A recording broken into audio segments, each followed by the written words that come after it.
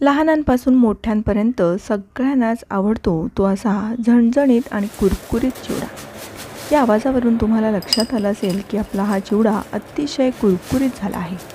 पहा, पोहेसुद्धा अजिबात आकसले नाही आहेत आणि हा असा इतका छान कुरकुरीत चिवडा आपण फक्त 5 ते 6 चमचे तेलामध्ये बनवणार आहोत, त्यामुळे तो अजिबात तेलकट होत नाही। याची साधी सोपी पद्धत, अचूक प्रमाण तसेच पोहे भाजण्याची एक खास पद्धत पाहणार आहोत की ज्यामुळे कितीही मोठ्या प्रमाणात जरी तुम्ही चिवडा केला तरीही तुमचे पोहे अजिबात आकसणार नाहीत। नमस्कार, मी प्रिया, तुमच्या सगळ्यांचं खूप खूप मनापासून स्वागत। इथे आपण सर्वप्रथम एक मोठी परात घ्यायची आणि त्यामध्ये ही अशी चाळण घ्यायची आहे। ही अशी चाळण नसेल तर घरामध्ये जी दुसरी आपण मोदक वाफवण्यासाठी जी चाळणी वापरतो ती वापरली तरीही चालेल। आणि सगळे पोहे हे या पद्धतीने असे चाळून घ्यायचे आहेत। चाळल्यामुळे जो बारीक भुगा असतो तो सगळा निघून जातो आणि एकसारखे पोहे आपल्याला मिळतात।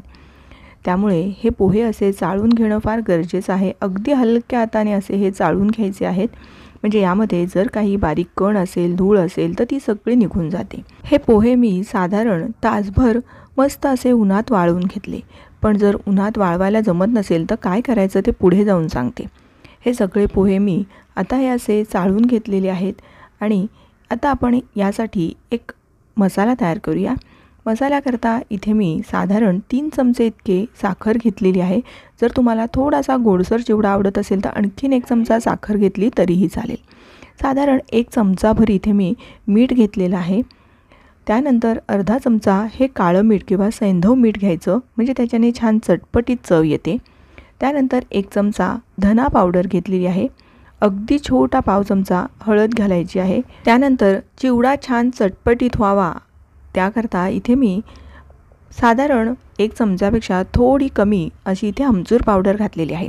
आमचूर पावडर नसेल तर लिंबू सत्व अगदी थोडे 15-20 दाणे घातले तरीही चालेल, ते कारण ते फार आंबट असतात। आता हे असेच कोरडे मसाले एकदा मिक्सरमध्ये चांगले फिरवून घ्यायचे आहेत। हे असं साखर मीठ चांगलं फिरवून घेतलं म्हणजे चिवड्याच्या तळाशी जाऊन ते बसत नाही। हा आपला घरगुती मसाला बनवून झाला आहे। आता त्याच मिक्सरच्या भांड्यामध्ये इथे मी 15 पाकळ्या लसणाच्या घातलेल्या आहेत। जर तुम्ही खूप तिखट चिवडा आवडत असेल किंवा खात असाल तर एखादी हिरवी मिरची आणि 1 चमचाभर जिरे घालायचं। 1 किंवा 2 हिरव्या मिरच्या घातल्या तरीही चालेल, म्हणजे तुम्हाला खूप तिखट चिवडा मिळेल। आता हे मिक्सरला मी चांगलं ओबडधोबड वाटले, फार बारीक नाही वाटायचं, नाही तर लसूण तेलामध्ये करपू शकतो। आता सर्वप्रथम चिवडा करण्यासाठी हे असं मोठं भांडं घ्यायचं आहे, कारण साधारण 1 किलो चिवडा जर करणार असाल तर असं मोठं भांडं आणि त्याच्या खाली हा असा तवा ठेवून घ्यायचा आहे, म्हणजे अगदी 1 किलोचा चिवडासुद्धा या अशा मोठ्या भांड्यामध्ये तयार होतो आणि तळाशी अजिबात चिवडा करपला जात नाही। पण मी इथे अर्धा किलोचा चिवडा करणार आहे, त्यामुळे मी ही अशी खोलगट कढई घेतलेली आहे। जाड तळाची कढई घ्यायची, म्हणजे पोहे भाजताना ते तळाशी करपले जात नाही किंवा आपली फोडणीसुद्धा करपली जात नाही। या कढईमध्ये अर्धा किलोचा चिवडा अगदी बरोबर होतो, त्यामुळे मी ही कढई वापरणार आहे। पण तुम्ही मोठ्या प्रमाणात करत असाल तर मोठं भांडं घ्यायचं आणि ते जर पातळ असेल तर तळाशी तवा ठेवायचा। ही फार महत्त्वाची टीप आहे। आता आपण या कढईमध्येच साधारण या चमच्याने बघा 1 टेबलस्पून आहे, या टेबलस्पूनच्या मापाप्रमाणे 1 टेबलस्पून तेल घालणार आहोत। आपण अगदी कमीत कमी तेलाचा वापर करून आज चिवडा बनवणार आहोत। सुरुवातीला कढईमध्ये तेल घालायचं आणि ते सगळीकडे असं पसरवून घ्यायचं, म्हणजे जेव्हा आपण यामध्ये पोहे भाजू तेव्हा सगळीकडून पोह्यांना एकसारखं तेल लागलं जाईल। अर्धा किलो पोह्यांसाठी हे प्रमाण अगदी बरोबर आहे। साधारण 5 ते 6 चमचे तेलामध्येच आपण हा चिवडा बनवणार आहोत। आता यामध्ये 1 चमचाभर हळद घालायची आहे आणि गॅस अगदीच मंद ठेवायचा। सगळ्यात कमी जो गॅस असेल त्या गॅसवरती चिवडा करायचा आणि पोहे भाजायचे, म्हणजे पोहे अगदी मस्त कुरकुरीत तयार होतात। आता हे मी वाळवून घेतलेले आणि चाळून घेतलेले पोहे यामध्ये घालून घेत आहे। जर तुम्हाला वाळवायला जमलं नाही किंवा तुमच्याकडे घरामध्ये ऊन येत नसेल तर या हळदीबरोबरच थोडंसं मीठसुद्धा घालायचं आहे। मीठ घालून आणि तेल घालून जेव्हा आपण पोहे भाजतो तेव्हा ते अजिबात आकसले जात नाहीत। ही एक फार महत्त्वाची टीप आहे। मीठ घालून भाजायचे आणि अगदी मंद आचेवर भाजायचे, म्हणजे पोहे आकसले जात नाहीत। आता दुसरी महत्त्वाची गोष्ट अशी आहे की आपण जेव्हा तो मसाला केला त्यामध्ये मग मिठाचं प्रमाण थोडं कमी घालायचं, नाहीतर चिवडा आपला खारट होऊ शकतो, कारण आपण इथे मीठ वापरणार आहोत। जर तुम्ही पोहे वाळवून घेतले असतील तर मीठ वापरण्याची गरज नाही. मग मी जे प्रमाण दाखवलं आहे मिठाचं ते बरोबर आहे. आता साधारण एक 15 ते 16 मिनटं झालेली आहेत. 15 ते 16 मिनटामध्ये आपल्या पोहे चांगले भाजून झालेले आहेत. बघा, तरीसुद्धा अजिबात पोहे आकसले नाहीत आणि हे असे हाताने चुरून पाहिजे. जर असा चुरा झाला तरच आपले पोहे चांगले भाजले गेले आहेत असं समजावं. असं चुरा होत नाही तोवर हे पोहे मंद आचेवरती सतत तळापासून हलवत हलवत भाजून घ्यायचे. आता हे मी एका मोठ्या भांड्यामध्ये काढून घेत आहे. हे असे मोठ्या भांड्यामध्ये काढून घेतले की लगेच या गरम गरम पोह्यांवर आपण जो तयार करून घेतलेला मसाला आहे तो घालून घ्यायचा. साधारण 2 ते 2.5 चमचे मसाला आत्ता मी इथे घातला आणि ह्या पोह्यांमध्ये चांगला मिसळून घ्यायचा. हा असा मिसळला गरम पोह्यांमध्ये म्हणजे तो सगळा पोह्यांना चिकटून राहतो, तळाशी जात नाही. आता आपण बाकी इतर साहित्य भाजून घेऊयात. इथे मी साधारण 2 टेबलस्पून इतकं पुन्हा तेल घालणार आहे. म्हणजे आत्तापर्यंत आपण एकूण 3 टेबलस्पून इतकं तेलाचा वापर केलेला आहे. आता यामध्ये सर्वप्रथम आपण शेंगदाणे भाजायला घेणार आहोत. शेंगदाणे हे असे छान खमंग आपल्याला भाजून घ्यायचे आहेत. सतत हे तळापासून असे हलवत राहायचे. शेंगदाण्यांना भाजल्यानंतर स्वतःचं असं तेल सुटतं, त्यामुळे फक्त हे असे खमंग होईपर्यंत आणि ह्याचं हे असं तडतड उडेपर्यंत छान असे फुटायला हवेत. हलकासा रंग बदलला गेला आणि असे छान शेंगदाणे फुटल्यासारखे झाले की हे असे अगदी व्यवस्थित तेल निथळून काढून घ्यायचे आहेत. बघा, शेंगदाणे तळण्यासाठी फारसं काही तेल लागलं नाही. अगदी व्यवस्थित हे असं तेल निथळून मात्र काढून घ्यायचं. जर तेल तुम्ही निथळून काढून घेतलं नाही तर थोडंसं जास्तीचं तेलसुद्धा लागू शकतं. आता तेवढ्याच प्रमाणामध्ये साधारण 1 वाटी इतकं आपण डाळं घालायचं आहे. शेंगदाण्याचं वजनी प्रमाण 200 ग्रॅम आहे तर डाळांचं सुद्धा 200 ग्रॅम आहे. डाळं आधीच भाजलेली असतात त्यामुळे जास्त वेळ भाजायचं नाही, नाहीतर ते कडक होऊ शकतात. डाळंसुद्धा चांगले असे हलकासा रंग बदलेपर्यंत खरपूस असे तळून घेतले. आता हे सुद्धा आपण एका ताटामध्ये काढून घेऊया. आता इथे मी पातळ खोबऱ्याचे काप घेतलेले आहेत. हे मी जे आपण बटाटा किसायचं जे किसणी असते त्यावर हे असे स्लाईस करून घेतलेले आहेत किंवा स्लायसरने केलं तरीही चालेल. खोबरं अगदी पातळ आहे त्यामुळे साधारण मिनिटभरामध्येच हे खोबरं असं लगेच त्याचा रंग बदलला जातो. यापेक्षा जास्त लालसर केलं तर मात्र खोबऱ्याचं कडवटपणा आपल्या चिवड्यामध्ये उतरू शकतो किंवा खोबरं अगदी करपट लागू शकतं. हे बघा, मी असं प्रत्येक साहित्य कडेला असं आणून याच्यातलं तेल निथळून घेते आणि मग झाऱ्यामध्ये काढून घेते. असं केल्याने आपल्याला कमीत कमी तेल लागतं. आता यामध्ये आपल्याला काजू आणि बेदाणे तळून घ्यायचे आहेत. तर सर्वप्रथम आपण काजू तळून घेऊया. मी एक 8-10 काजू घेतले होते आणि त्याचे 2 भाग असे करून घेतलेले आहेत. काजूसुद्धा मिनिटभरामध्ये चांगले भाजले जातात. अगदी हलक्याशा तेलामध्ये मी भाजून घेतले. अर्धवट काजू भाजले की मग त्यामध्ये बेदाणे घालायचे. बेदाण्यांवर असे हलके डाग येईपर्यंत भाजायचे आहेत. साधारण एक 2 मिनटामध्येच हे सगळं साहित्य भाजलं जातं. बघा, आता हे सुद्धा मी बेदाणे आणि काजू असे तेल निथळून व्यवस्थित काढून घेतलेलं आहे. हे सुद्धा आपण त्या ताटामध्येच काढून ठेवणार आहोत. आता कढईमधलं तेल संपलेलं आहे बऱ्यापैकी. आता त्याकरता आपण 1 टेबलस्पून आणखीन इथे तेल घालून घेणार आहोत आणि या उभ्या पातळ चिरलेल्या मिरच्या घालून घेणार आहोत. आपण आवडीप्रमाणे कमी जास्त मिरच्यांचं प्रमाण करू शकतो.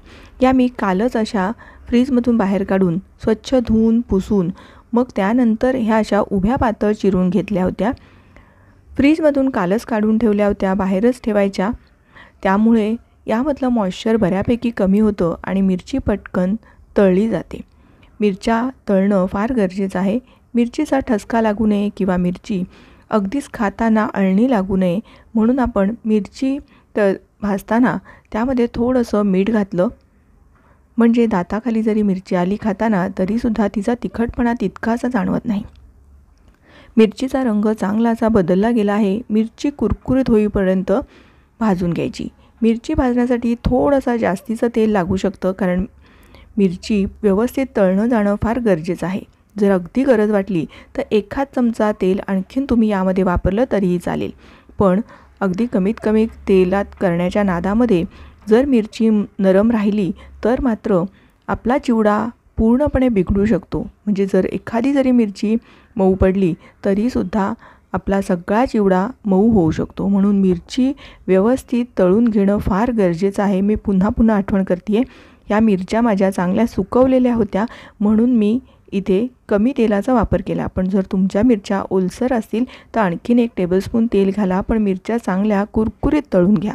आता कढीपत्तासुद्धा याच पद्धतीने चांगला असा भाजून घ्यायचा आहे. कढीपत्ता पटकन कुरकुरीत होतो. साधारण 1-2 मिनटामध्येच हा कढीपत्तासुद्धा असा कुरकुरीत झाला की तो कढीपत्ता आणि मिरची एका वेगळ्या प्लेटमध्ये काढून ठेवायचं. आता आपण फोडणी करतोय त्याकरता 2 टेबलस्पून, बघा अगदी गच्च 2 टेबलस्पून इथे तेल घातलं. एकंदर आपण 6 टेबलस्पूनचा वापर केलेला आहे. तेल चांगलं गरम झालं की 1 चमचाभर मोहरी घातली. त्यानंतर जिरे आणि लसणाचं हा भरडा घालून घेतला. लसूण अगदी चांगलं कुरकुरीत होईपर्यंत तळून घ्यायचं, कारण जर का लसूण कुरकुरीत झाला नाही तर चिवडा नरम पडू शकतो. अगदी लहान गॅस ठेवायचा, नाहीतर लसूण करपून करपट वास येऊ शकतो. त्यामुळे अगदी लहान गॅस ठेवायचा. हा असा चांगला तळून झाला की मग यामध्ये आपल्याला अगदी चिमूटभर हळद घालायची आहे. गॅस अगदी लहान ठेवायचा आहे. 2 चमचे पांढरे तीळ घालायचे, म्हणजे छान फोडणी खमंग तयार होते. आणि अर्धा छोटा चमचा हिंग घालायचं, कारण हिंगाचा स्वाद चिवड्यामध्ये अप्रतिम लागतो. आता मी लगेच गॅस बंद केलेला आहे, कारण हिंग घातल्यानंतर ते करपायला नको आणि लसूणसुद्धा जास्तीचं करपलं जाणार नाही. गॅस बंद केलेला आहे आणि आता ही फोडणी एकदा चांगली परतून घेतली. आता ही तयार झालेली फोडणी आपण जे पोहे आधीच काढून ठेवलेले आहेत भाजून, त्या पोह्यांवर अशी घालून घ्यायची. अर्ध्यापेक्षा जास्त ही पोह्यांवर काढून घ्यायची, म्हणजे पोह्यांना सगळा छान अशी फोडणी लागली गेली पाहिजे.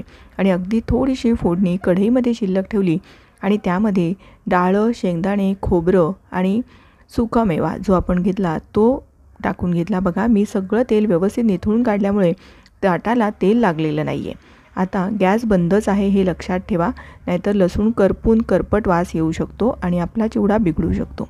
हे एकदा चांगलं असं या फोडणीमध्ये परतून घेतलं. यामध्ये साधारण आता 1 चमचा जो आपण तयार केलेला मसाला आहे तो घातला, म्हणजे शेंगदाणं आणि खोबरे यालासुद्धा सगळं व्यवस्थित मसाला लागला जाईल आणि आपलाच चिवडा अगदी छान तयार होईल. इथे ही फोडणीसुद्धा या पोह्यांमध्ये अशी चांगली मिसळून घ्यायची. सगळीकडे ही फोडणी लागली गेली पाहिजे. हे सगळं असं मिसळून झालं की मग जे आपण फोडणीत परतून घेतलेले शेंगदाणे, खोबरं, डाळ्या ते सुद्धा असं मिसळून घ्यायचं. तुम्हाला लक्षात आलं आहे का, आपण अजून कढीपत्ता आणि मिरची घातली नाही. का घातली नाही? कारण ही बघा अशी कढीपत्ता पूर्ण कुरकुरीत झाला आहे का हे पहिले पाहून घ्यायचं. त्यानंतर मिरचीसुद्धा अशी कुरकुरीत झाली पाहिजे, म्हणजेच चिवडा नरम पडला जात नाही. तसेच आपण हे सगळे जिन्नस फोडणीमध्ये का घातले नाहीत? कारण कढीपत्ता आणि मिरचीमध्ये बराचसा मसाला जाऊन अडकून राहतो आणि बाकी इतर पोह्यांना विशेषतः लागला जात नाही. हा एकदा चांगलं असं आता हलवून घेतलं. एकदा हा चिवडा चाखून पाहायचा. जर अगदी गरज वाटली तर मीठ आणि पिठी साखरेचं जे आपलं मिश्रण आहे ते यामध्ये घालून घ्यायचं. बघा पोहे न अकसता चिवडा आपला छान तयार झालेला आहे. आता या चिवड्याच्या आवाजावरून तुम्हाला लक्षातच आलं असेल की आपला चिवडा अगदी मस्त कुरकुरीत असा तयार झाला आहे. बघा मी तुम्हाला या चिवड्याचा आवाजसुद्धा दाखवते. हा बघा इतका छान असा कुरकुरीत तोंडात टाकताच विरघळणारा असा आपला चिवडा तयार झाला आहे. बरं आपण कमीत कमी तेलाचा वापर केला, त्यामुळे हा चिवडा अजिबात तेलकटसुद्धा झाला नाही.